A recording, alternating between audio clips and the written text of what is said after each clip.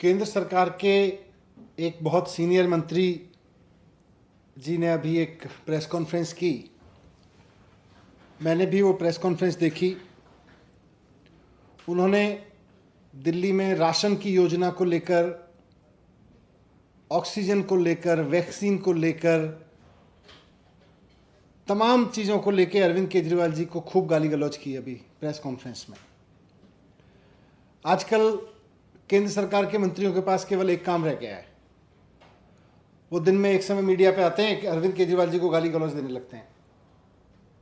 काम की बात कोई नहीं करते, राष्ट्र के निर्माण की कोई बात नहीं करते, देश के लोगों की बात नहीं करते।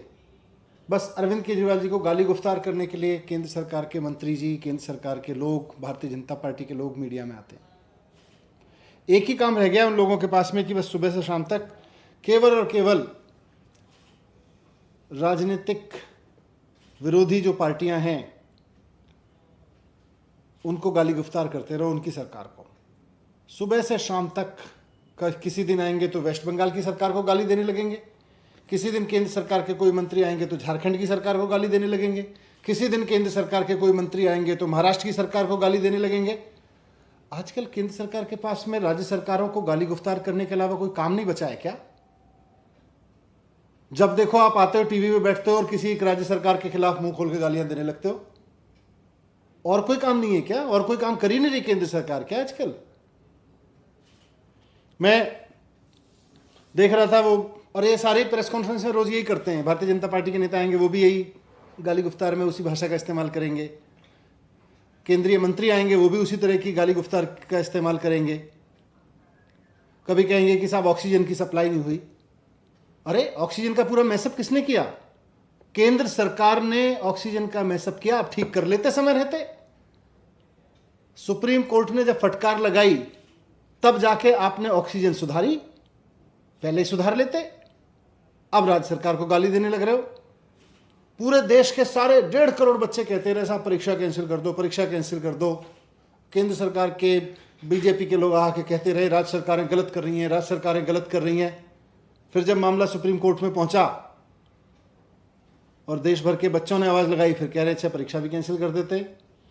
वैक्सीन के लिए सारी राज्य सरकारें कहती रहीं साहब वैक्सीन दे दो, वैक्सीन दे दो, वैक्सीन दे दो, आप इंटरनेशनल लेवल पे खरीद लो। राज्य सरकारों की नहीं सुनी, राज्य सरकारों को गाली देते रहे। राज्य सरकारें ये कर रही हैं, राज्य सरकारें वो कर रही हैं। कभी ममता जी को गाली देना, कभी केजरीवाल जी को गाली देना, कभी झारखंड के मुख्यमंत्री को गाली देना, कभी महाराष्ट्र के मुख्यमंत्री को गाली देना। केंद्र सरकार केवल यही करती रही। फिर सुप्रीम कोर्ट ने झाड़ लगाई, उसके बाद फिर बोले आके कहने लगे जी हम तो वैक्सीन भी दे रहे हैं।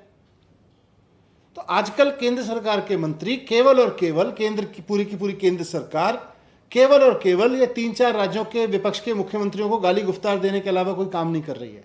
अब राशन पे भी ले लीजिए। राशन पे अरविंद केजरीवाल जी ने सिर्फ एक चीज कही कि भाई अगर पिज्जा फोन करने पे लोगों के घर आ सकता है, अगर 21वीं सदी में पिज्जा की, फ्रिज की, कपड़ों की, खाने की डिलीवरी घर पे हो सकती है, तो गरीब आदमी के राशन की डिलीवरी घर पे क्यों नहीं हो सकती?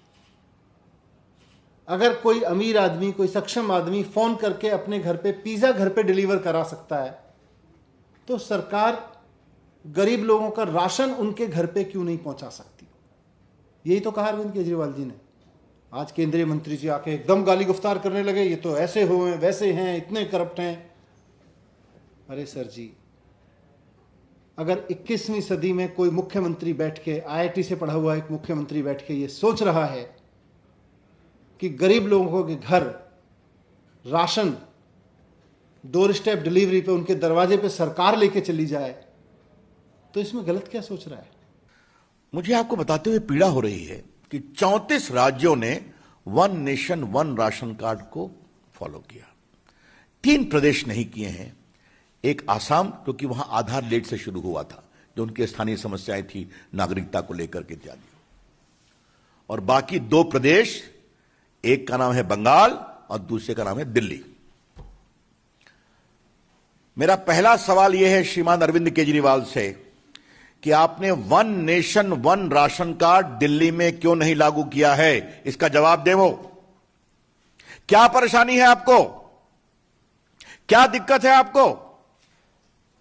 बीजेपी की ओर से यह सवाल हम बहुत प्रमुखता से उठा रहे हैं कि अगर देश के 34 राज्य one nation one ration card को फॉलो करने को तैयार हैं, तो ममता जी की बात तो जो है वो होगी। इनको दिल्ली में समस्या क्या है? अगर लोकप्रिय मुख्यमंत्री हैं, घर घर पहुंचने की बात करते हैं, तो क्या दिल्ली में वो बार बार उनकी ओर से प्रवासी मजदूरों के बारे में बड़े पीड़ादायक भावनात्मक चीजें उठाई जाती हैं?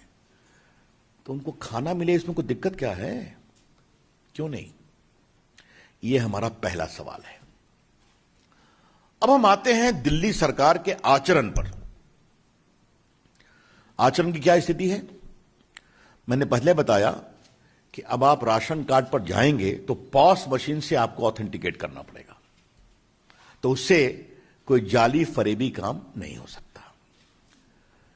देश भर में लगभग 86% राशन कार्ड अब पॉस मशीन से लिंक हो गए, और कई तो बड़े प्रदेश में 99%, यूपी, एमपी, मेरे प्रांत बिहार में 95% है। बाकी प्रांतों में भी होगा, कुछ कांग्रेसी प्रांतों में भी होगा। अब दिल्ली की कहानी जरा सुनिए आप। दिल्ली में जनवरी 2018 में ई ऑथेंटिकेशन राशन कार्ड पर शुरू किया गया, और आदेश जी और विदुरी जी 4 महीने में इसको रोक दिया गया अप्रैल 2018 में। इस 4 महीने में क्या हुआ? 4 लाख फर्जी राशन कार्ड पकड़े गए दिल्ली में। मैं फिर कहना चाहता हूं, माननीय केजरीवाल जी, जनवरी 18 में आपने शुरू किया, अच्छा किया। 4 महीने में क्यों रोक दिया? क्या समस्या थी? समस्या यह थी कि 4 लाख फर्जी राशन कार्ड पकड़ लिए गए थे। तो राशन माफिया दिल्ली सरकार पर हावी हो गया, इसको रोको। आदेश जी, विदुड़ी जी, तर्क क्या दिया गया? कि टेक्नोलॉजी काम नहीं करती है। तो आपने 4 महीने में 79% ऑथेंटिकेशन कैसे कर लिया भाई, जो 4 महीना हुआ? और अगर टेक्नोलॉजी की समस्या थी तो आईटी विभाग में मुझसे आग्रह करते, भारत सरकार को लिखते। दिल्ली तो भारत की राजधानी है ना। मेघालय में हो रहा है, कश्मीर में हो रहा है, नागालैंड में हो रहा है, अरुणाचल में हो रहा है, जो पहाड़ों में है, हिमाचल में हो रहा है, उत्तराखंड में हो रहा है। यहां क्या परेशानी है आपको? और अगर टेक्नोलॉजी पर हुआ तो 1 महीने में ठीक हो जाता, शुरू कर देते। अप्रैल 2018 से आज तक आपने ऑथेंटिकेशन पॉस मशीन का दिल्ली के राशन कार्ड की राशन दुकानों में शुरू क्यों नहीं किया? यह दायित्व किसका है? केजरीवाल जी की सरकार का है। तो यह मेरा दूसरा सवाल है। अब मैं आता हूं होम डिलीवरी। ये होम डिलीवरी देखने में बड़ा अच्छा लगता है, लेकिन थोड़ा इसके अंदर जाइए तो इसमें स्कैम के कितने गोते लगेंगे वही समझ में आ जाएगा, और इसको मैं थोड़ा विस्तार से बताना चाहता हूं। आप जब राशन कार्ड की दुकान पर लेते हैं तो वो मोहल्ले में है, घर के बगल में है, और उसका एक वैधानिक दायित्व इस कानून के अंतर्गत है। मतलब आपका विजिलेंस होगा, आपका इंस्पेक्शन होगा, आपका सोशल ऑडिट होगा, कितना माल आया, कितना गया, इसका आपको हिसाब देना पड़ेगा। नहीं देंगे तो आपके खिलाफ कार्रवाई होगी। हमारे स्टेटमेंट में आपको मिलेगा यहां क्या क्या हुआ है। लेकिन अगर आप उठा के घर जाएंगे तो कहां का माल कहां जा रहा है कुछ मालूम होगा क्या? कितना माल बीच से गायब हो रहा है ये कुछ मालूम होगा क्या? मैंने जानने की कोशिश की कि भारतवर्ष में और कहीं हो रहा है क्या? कहा नहीं हो रहा है। सिर्फ एक हमको कहानी मालूम हुई कि संभवतः आंध्र प्रदेश में एक योजना चली कि वो ट्रांसपोर्ट से दुकान से उठाते हैं, पॉस मशीन ऑथेंटिकेशन करके, और घर पहुंचा करके जो बचता है उसको दुकान में वापस कर देते हैं, और कहीं कुछ नहीं है। मतलब फेयर प्राइस राशन शॉप की दुकान इसके केंद्र में है। यह कानून की आवश्यकता है ताकि भारत, और केजरीवाल जी पूछते हैं कि मोदी जी ना ये आपका अनाज है ना मेरा अनाज है। केजरीवाल जी, ये भारत की जनता का अनाज है जो भारत की जनता के पैसे से खरीदा गया है। तो ये ईमानदारी से बिके, टेक्नोलॉजी के माध्यम से बिके, ये इसकी आवश्यकता है।